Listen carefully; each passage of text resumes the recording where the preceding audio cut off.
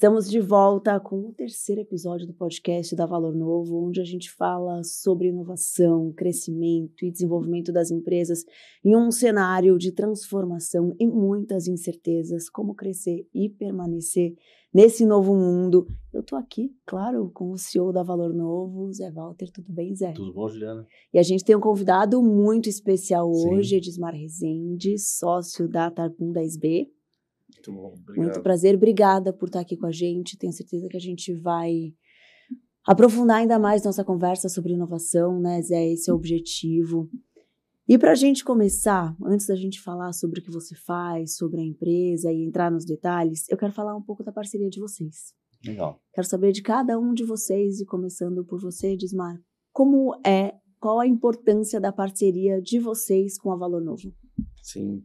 Não, eu acho que a parceria foi muito importante porque ela a gente é uma gestora que eu tenho os investimentos em várias empresas. A gente começou a ver que a Valor Novo tinha uma competência que a gente não tinha, né, nessas empresas, e às vezes é difícil você equalizar num universo de companhias, elas terem um determinado conhecimento sobre como usar de cada vez de forma mais racional e potente a questão de benefícios, recursos financeiros, seja ele subvenção ou linhas de crédito especiais, focado em inovação.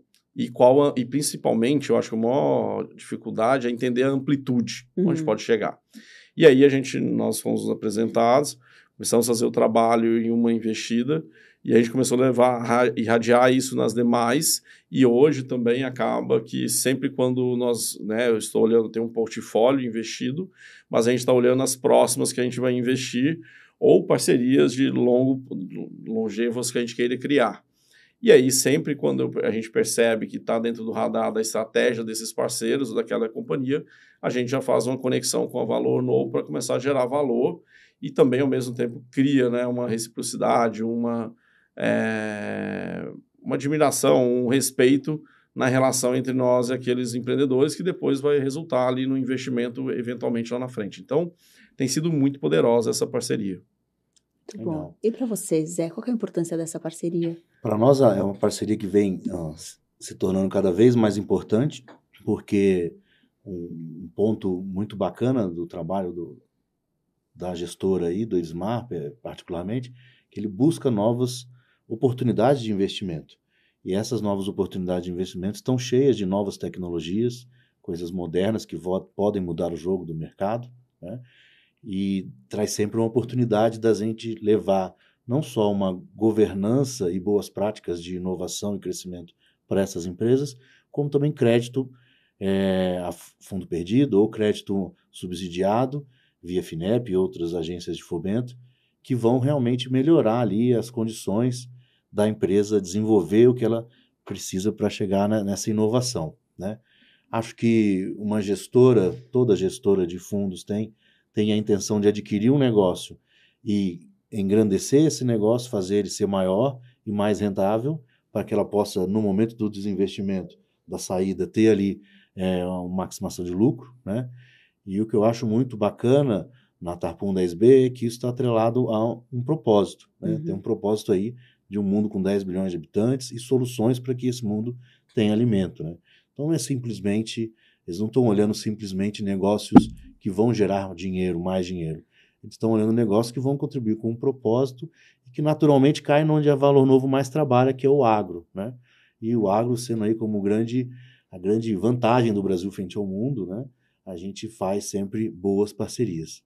E vamos falar um pouco, então, do que a Tarpum 10B faz. Vocês são uma gestora de recursos voltada especialmente para setores do agronegócio e alimentos. Sim, a 10B, a Tarpum tem um ecossistema de vários gestores, mas a 10B, ela, né, tem esse nome em relação à perspectiva que teremos 10 bilhões de habitantes ali em 2050, e a gente é focado em agroalimentos e natureza. E isso pensando na cadeia como um todo. Então, a gente vai de investimentos desde defensivos biológicos, que podem compor ou substituir defensivos químicos, fertilizantes e assim por diante, até empresas de vitaminas e suplementos para humanos, que você cada vez mais vou numa linha de uma junção entre saúde, bem-estar e alimentos, e pensando na prevenção e não só na doença. Então, a gente sempre está olhando essa amplitude de olhar e pensando a cadeia como um todo. Então, o antes da porteira, o dentro da porteira e o pós-porteira. E pensando agro, alimentos e natureza, né? Porque essas três coisas andam juntas, Muito né? próximas, né? Até a gente está nesse momento aí tendo as COPs, né? Acabou de ter a COP de biodiversidade na Colômbia, está tendo a COP do clima no Azerbaijão e vai ter a de desertificação na Arábia Saudita. No final, tudo está muito interligado, porque eu estou trazendo os mesmos temas. Se eu não tiver um clima adequado, vai ter condições extremas, e a biodiversidade também pode trazer parte da resposta, né? Seja medicamentos, saúde e alimentos. E a gente acredita muito nessa visão e nessa potência. E tanto que a gente também tem uma empresa de educação, de aprendizagem, porque no final das contas a gente tem 1/3 do PIB do Brasil rodando em torno do agro, mas você tem um déficit. Só que ao mesmo tempo você tem um déficit, assim, eu sempre desafio também as empresas a pensar, não adianta exigir um astronauta da NASA dentro de cada fazenda, não vai acontecer. Então o desafio é sempre assim, como que você ensina uma pessoa analfabeta para operar um foguete da NASA? Talvez a gente tenha aprendido isso um pouco com a Elon Musk na SpaceX, é isso. Você olha a cabine de controle de um ônibus espacial da NASA versus o dele, é totalmente simples, né? Parece talvez o que a gente tem hoje em celulares e outros componentes que a gente usa. E às vezes é a simplicidade, não é a complexidade, né? Eu tenho um filho autista, minha esposa ensinou para ele, em determinado momento, que para ele empunhar a tesoura, sempre tinha que olhar uma marcação que ela faz e aquela marcação tem que estar para o lado de cima. Isso é uma linguagem universal, não precisa de manual e você leva para todo lado. Então, sempre eu provoco as empresas assim, como que a gente faz com simplicidade os usuários aprender, o operador aprender a trabalhar aquela tecnologia, né? E isso desafia, porque quando eu faço isso, eu posso ser universal. E a barreira... às vezes está na linguagem, às vezes está numa série de interpretações. Mas esse eu acho que é um grande desafio hoje, né? Porque a gente precisa cada vez de mais pessoas, precisa de formações muito diferentes, ao mesmo tempo tem toda uma inclusão de pessoas que estão ficando à margem que eu posso trazer se eu tiver simplicidade, né? Até, por exemplo... operação de máquinas autônomas ou à distância, eu consigo trabalhar com pessoas, PCDs, que podem ter baixa ou nenhuma mobilidade, mas ele pode trabalhar no ambiente virtual, que é igual o drone. Então, né, o militar usa hoje, está lá nos Estados Unidos atacando no Oriente Médio, em qualquer lugar do mundo. Tem até um restaurante, eu não me lembro onde, se era na Coreia, na Ásia, em algum país asiático ali, que era o garçom, era o robô, e quem operava era uma pessoa que estava ali, tetraplégica, paraplégica, que estava ali operando o robô e fazendo atendimento no restaurante.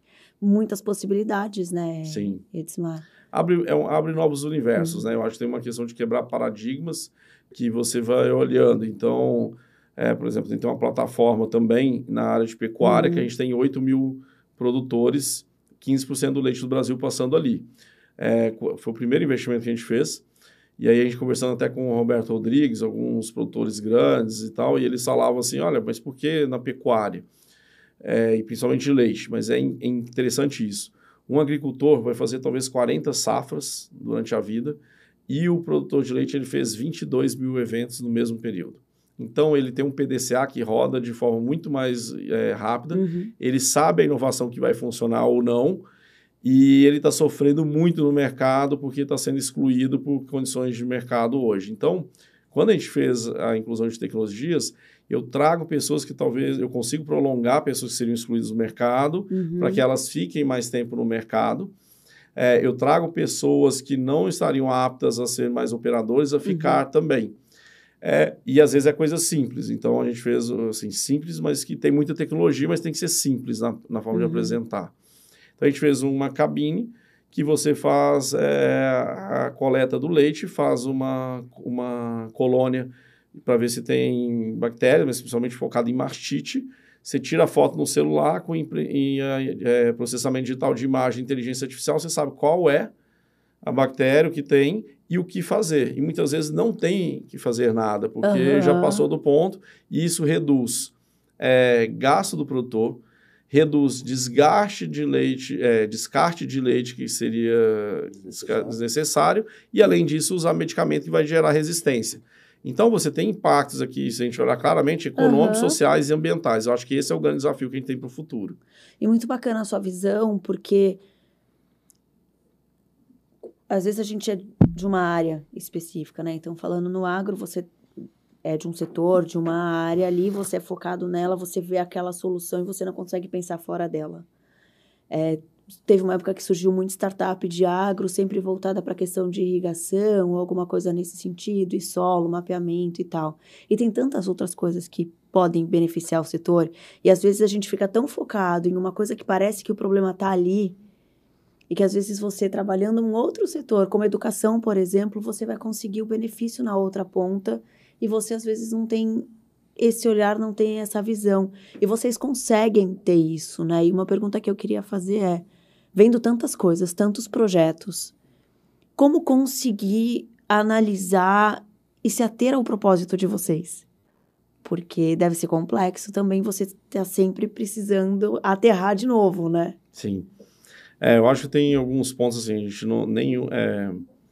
eu tenho um privilégio de conhecer no meu dia a dia empreendedores que têm histórias incríveis, que geralmente o empreender é difícil, mas talvez no Brasil seja mais.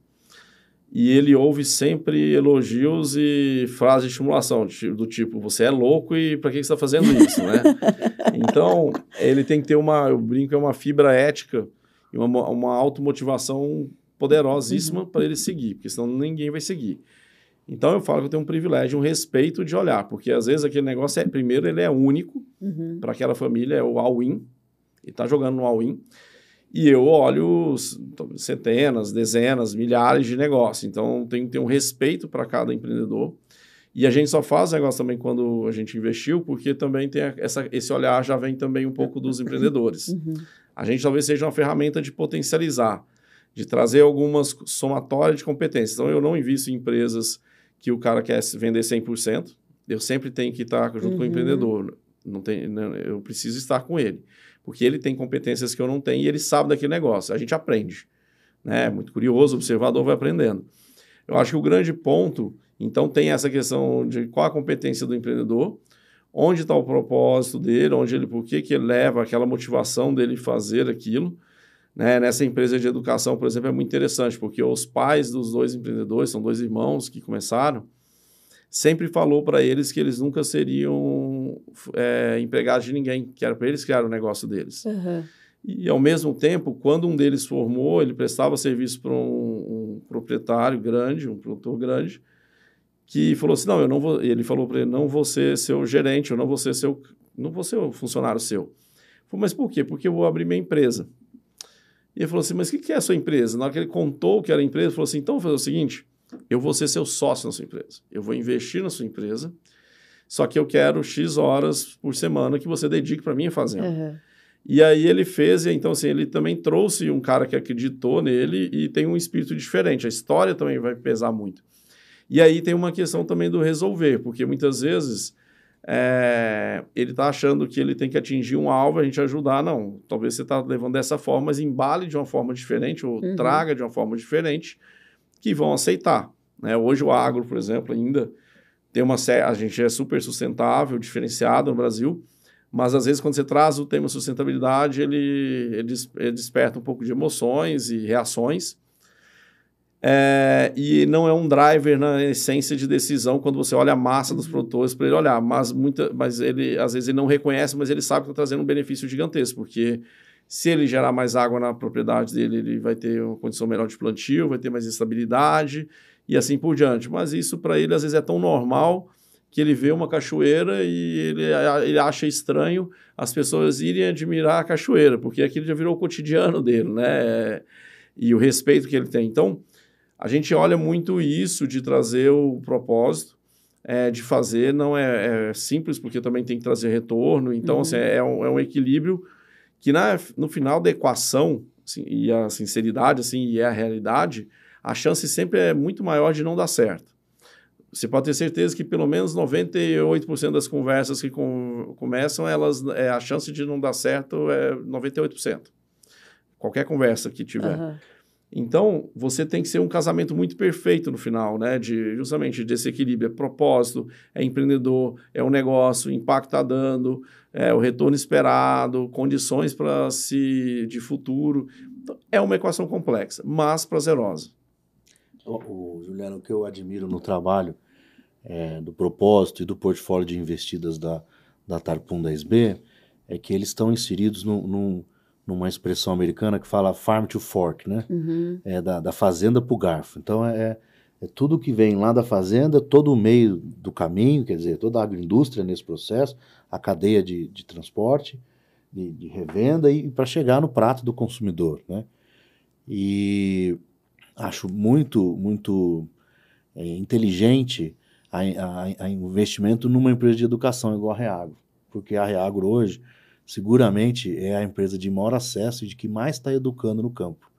E quando você pensar que um trator hoje ele tem 5, 6 antenas de geoposicionamento, ele tem toda uma tecnologia embarcada, ele pode ser dirigido de fora da cabine do trator.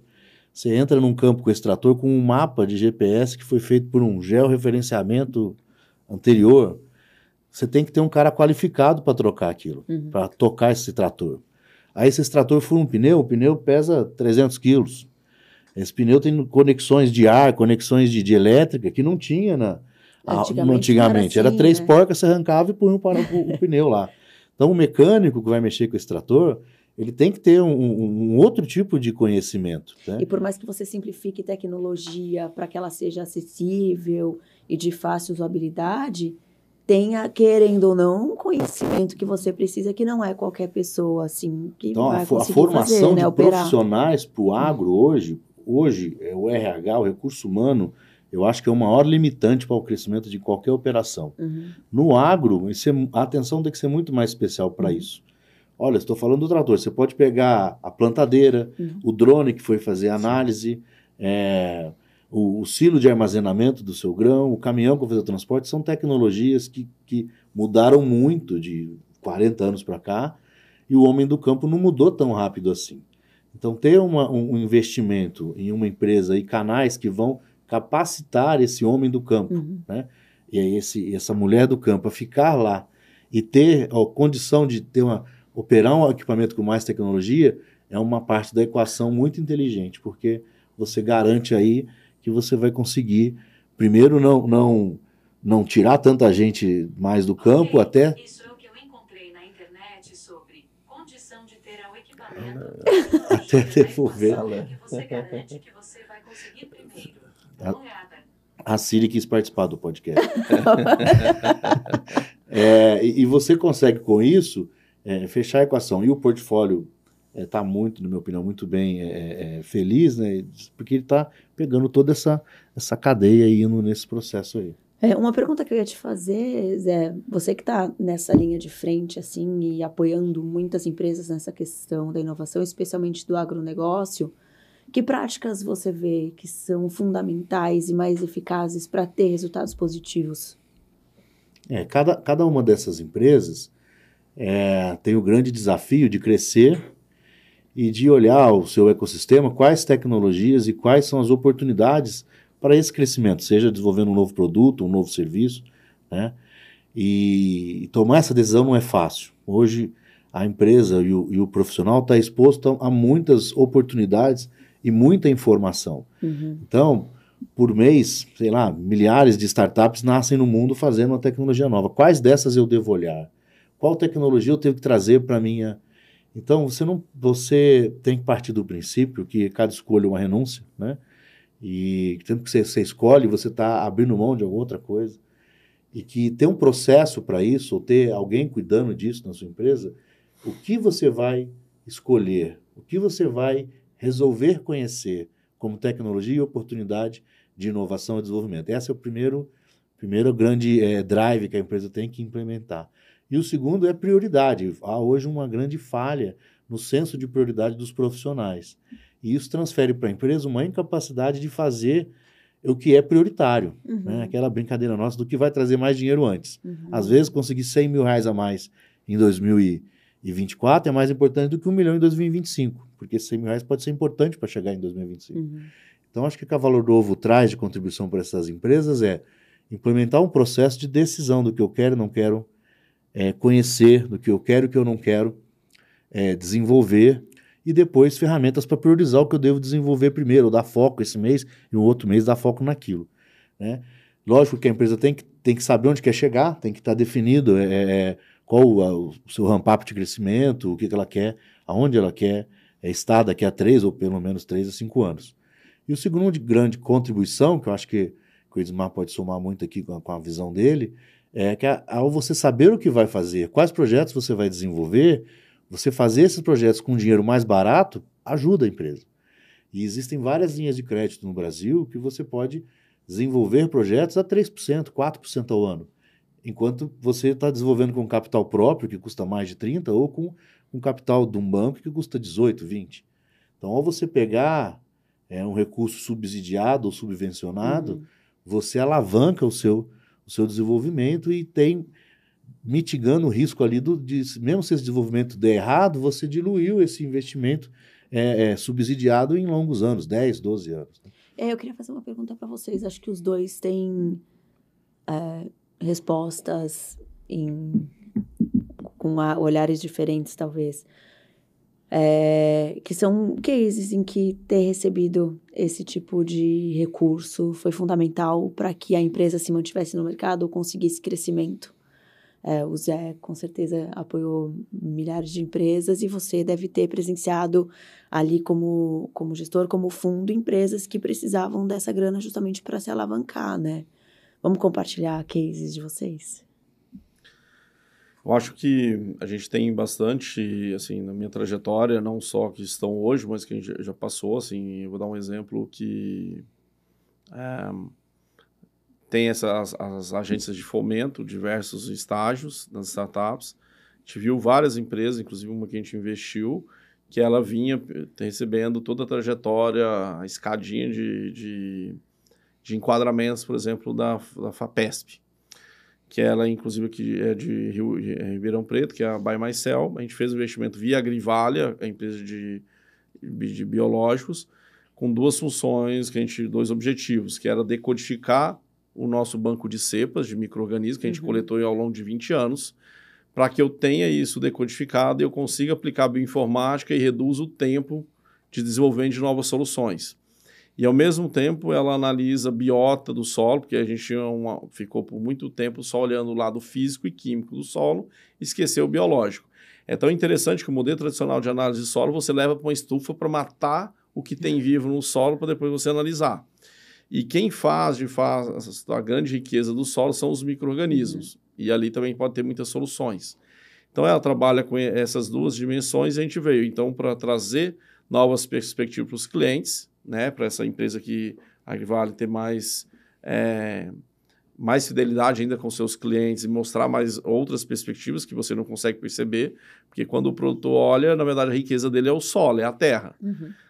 Sempre vai olhar, não, ele tem a fazenda, tem a capacidade, mas se ele não conseguir plantar e extrair do solo, ele não vai conseguir pagar as contas, no final é isso.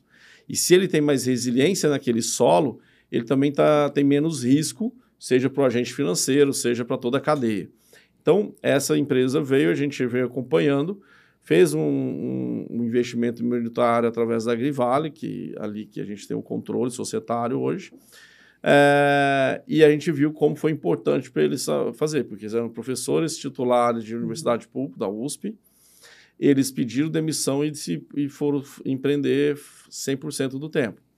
Então, quando a gente, enquanto investidor, também eu olho muito para essa questão, assim, ele tem a opção A, B, C, porque ter A, B e C quer dizer, assim, ele tem várias opções, às vezes ele não está dedicado e não está focado.